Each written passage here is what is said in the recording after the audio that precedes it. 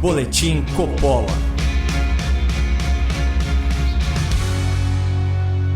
Sejam bem-vindos a mais um Boletim Coppola num dia 13. Em homenagem à data, o programa de hoje será sobre Lula e sua relação toda especial com a ditadura da Venezuela e seus tiranos, Nicolás Maduro e Hugo Chávez. A convite de produtores rurais pioneiros e desbravadores, esse final de semana eu visitei as fronteiras agrícolas do Brasil no belíssimo estado de Roraima. Na capital, Boa Vista, me impressionou a quantidade de cidadãos venezuelanos absorvidos pelo mercado de trabalho local. É difícil encontrar uma loja, um mercado ou um restaurante que não conte com mão de obra imigrante. São dezenas de milhares de trabalhadores. Mas, infelizmente, toda essa integração entre povos vizinhos se deu em razão de uma tragédia humanitária. O regime socialista e autoritário que vigora na Venezuela produziu nos últimos anos, segundo o Alto Comissariado das Nações Unidas para Refugiados, mais de 6 milhões e 800 mil expatriados, entre refugiados, solicitantes de asilo e imigrantes, todos em busca de liberdade e condições dignas de vida. É tanta gente em sofrimento que seria possível lotar o estádio do Morumbi mais de 100 vezes só com essas pessoas. Gente que se viu obrigada a abandonar o próprio país fugindo da fome, da carestia, da violência e da perseguição política. 2 milhões e 400 mil venezuelanos migraram para a Colômbia, 1 milhão e 200 mil para o Peru, 500 mil para o Equador, 400 mil para o Chile, e o Brasil é o quinto principal destino dessa massa de excluídos e desesperados. De acordo com dados publicados pela Agência da ONU para Refugiados, atualizados em junho desse ano, há 92 mil solicitações pendentes de refúgio, 48 mil refugiados oficialmente reconhecidos e outros 229 mil imigrantes venezuelanos com autorização para residir aqui no Brasil. São mais de 385 mil seres humanos, com história, com família, que vieram aqui para o nosso país em busca de dignidade e de oportunidades que apenas uma democracia de economia livre consegue proporcionar. Ocorre que desde o começo do século, a Venezuela vive sob julgo de um regime autoritário, o tal governo bolivariano, que é só um jeito novo de se referir ao velho sistema socialista que não dá certo em lugar nenhum do mundo há mais de 100 longos anos. O intervencionismo estatal destruiu a economia venezuelana. Por lá, com o tabelamento de preços, a vilanização do capital estrangeiro e a perseguição à iniciativa privada, a inflação saiu do controle e se tornou a maior do mundo. 862% em 2017, 130.000% em 2018, 9.500% em 2019, 2.900% em 2020 e 680% em 2021, quando o ditador venezuelano decidiu cortar 6 zeros da moeda local, o bolívar. Só para efeito de comparação, a cambaleante economia da Argentina, também governada pela esquerda intervencionista, fechou ano passado com 50% de inflação. E o Brasil, em franca recuperação econômica, com crescimento do PIB e geração de emprego, registrou 10% de inflação. Ambos resultados muito distantes do aumento de preços na Venezuela, que, como nós vimos, chegou a 686% em 2021. Abençoada com a maior reserva mundial de petróleo, a Venezuela conseguiu a proeza de sucatear sua própria produção petrolífera. Eram mais de 3 milhões de barris de petróleo por dia em 1998, antes de Hugo Chávez chegar ao poder. Mas hoje esse número está na casa dos 500 mil barris. Numa década, a economia venezuelana perdeu 80% do seu tamanho. Faltam produtos básicos e há escassez de comida. Segundo o estudo Condições de Vida, conduzido pelas 3 principais universidades da Venezuela, em 2017, 2/3 da população que estavam sem acesso a alimentos e proteínas emagreceram, em média, 11 quilos por habitante.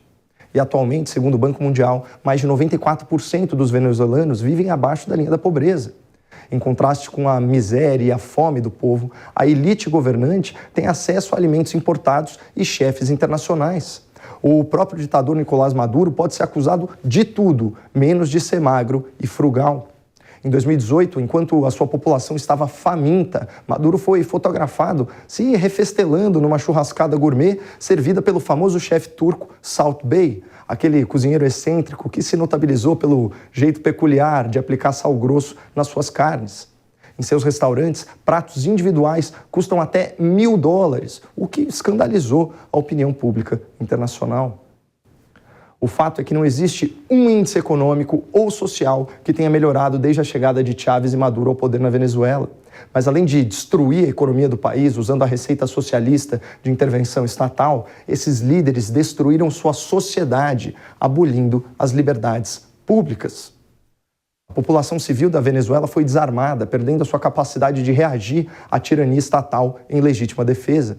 A liberdade de expressão foi suprimida, com perseguição a veículos de comunicação e jornalistas independentes. A Suprema Corte foi aparelhada com juristas militantes e aliados do bolivarianismo. O sigilo do voto foi quebrado, permitindo a identificação de focos de oposição. E, finalmente, as eleições por meio do voto eletrônico foram fraudadas e são contestadas pela comunidade internacional. Com a abolição desses direitos e garantias fundamentais, o império da lei e da ordem ruiu. E a capital da Venezuela, Caracas, se tornou, segundo o Banco Interamericano de Desenvolvimento, a cidade mais violenta do mundo, com o país registrando taxa recorde de 89 assassinatos a cada 100 mil habitantes.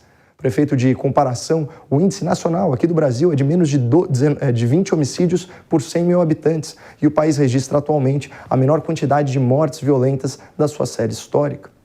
A violência política também explodiu na Venezuela nos últimos anos. Perseguição, exílio, prisão, tortura e assassinato de opositores políticos do bolivarianismo se tornaram rotina. Após uma onda de protestos contra o governo, manifestações que foram duramente reprimidas pelo regime chavista, o Comitê de Direitos Humanos da ONU publicou em 2019 um relatório denunciando que esquadrões da morte foram responsáveis por mais de 6.800 mortes violentas patrocinadas pelo regime de Nicolás Maduro em pouco mais de um ano. Portanto, é inacreditável, é inaceitável que um democrata defenda ou passe pano para a tragédia que se desenrola há anos na Venezuela. Por isso, vale a pena recapitular o que o senhor Lula da Silva, ex-condenado por corrupção e atual líder nas pesquisas eleitorais, pensa sobre os protagonistas do socialismo bolivariano. Esses são trechos do vídeo que Lula gravou por ocasião do falecimento do ditador Hugo Chávez. E para a América Latina, eu diria até para o mundo, é uma perda irreparável. Eu tive o prazer de conviver com Chávez muito tempo. Eu conheci o Chávez ainda no tempo do Fórum de São Paulo. Lógico que nós tínhamos muitas afinidades políticas, tínhamos boa afinidade ideológica, e isso fez com que a gente passasse a ter uma relação, eu diria, até mais do que de dois presidentes, era uma relação de dois companheiros. Eu penso que não é todo século que a gente consegue produzir um homem da qualidade do Chávez. Essa não foi a primeira vez que Lula celebrou publicamente a memória de um tirano que empobreceu e que brutalizou sua população. Ele já enalteceu Fidel Castro, mais longevo ditador das Américas, já teceu elogios a Mao Tse-tung, responsável por dezenas de milhões de mortes na China, e, por incrível que pareça, já disse coisas afáveis sobre o ditador nazista, um genocida supremacista. Aspas para o Lula em sua entrevista à revista Playboy de julho de 1979. Outro que eu admiro muito é o Che Guevara, que se dedicou inteiramente à sua causa. E segue o Lula. Essa dedicação é o que me faz admirar um homem. Por exemplo, o Hitler, mesmo errado, tinha aquilo que eu admiro num homem, o fogo de se propor a fazer alguma coisa e tentar fazer. Fecha aspas para Lula da Silva. Talvez os petistas assistindo a esse vídeo justifiquem as palavras de seu líder populista como declarações de um passado muito distante, 1979, 2013. Mas o que dizer dessa insinuação que Lula fez à sua militância em 2017, antes de ser preso por praticar crimes de corrupção e lavagem de dinheiro? Que é para a gente poder fazer uma campanha dizendo claramente que nós vamos regulamentar os meios de comunicação desse país. Portanto, gente, eu não fiquei mais radical, apenas fiquei mais maduro.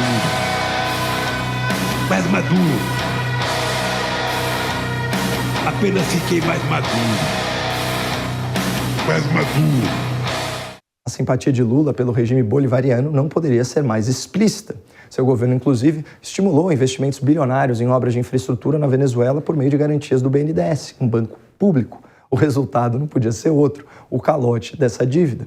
Outra empreitada dos governos petistas com o regime chavista é a refinaria Abreu e Lima, ícone da corrupção estatal e do superfaturamento de contratos públicos. A obra, que custou 7 vezes mais que a média mundial, foi orçada inicialmente em 2,5 bilhões de dólares, mas seu custo já ultrapassa os 18 bilhões. Nessa eleição, quando Lula é confrontado com a sua amizade histórica com ditadores latino-americanos, como Fidel Castro, de Cuba, Daniel Ortega, da Nicarágua, Hugo Chávez e Nicolás Maduro, da Venezuela, Lula se sai com essa justificativa bem ensaiada. Os seus adversários políticos costumam acusá-lo de apoiar ditaduras latino-americanas de esquerda. O senhor diz que se deve respeitar a soberania interna dos países e o senhor evita criticá-los. Para um democrata, isso não soa como uma contradição, candidato? Não. Primeiro, para um democrata, a gente precisa respeitar a autodeterminação dos povos. Cada país cuida do seu nariz. É assim que eu quero para o Brasil, é assim que eu quero para os outros. Ocorre que o princípio de autodeterminação dos povos pressupõe que o povo seja livre para escolher sua forma de governo. Portanto, uma ditadura que frauda eleições, que persegue opositores e que mata dissidentes políticos, como é o caso da Venezuela, não se encaixa nesse princípio. Além disso, com mais de 6 milhões e 800 mil refugiados, a crise na Venezuela se tornou um problema do mundo, especialmente aqui no Brasil, que chegou a receber mais de 1.000 refugiados por dia em Roraima, muitos deles caminhando centenas de quilômetros apenas com a roupa do corpo. Aliás, parabéns às Forças Armadas Brasileiras e a todos os profissionais de segurança e assistência social envolvidos na Operação Acolhida, motivo de orgulho nacional. Para fechar, eu convido a nossa audiência para uma reflexão. Intervenção na economia, tabelamento de preços, aparelhamento das estatais, nomeações de juízes militantes para os altos tribunais, insistência no uso de urnas eletrônicas de primeira geração, controle da internet, regulação da imprensa, restrições à liberdade de expressão, proibição da legítima defesa. Todas essas são medidas que levaram a Venezuela ao caos e que estão sendo propostas nessa eleição por certas candidaturas. Se você já percebeu isso, alerte seu compatriota para que ele vote consciente das suas escolhas. Muito obrigado, não percam esperança no Brasil e fiquem com Deus.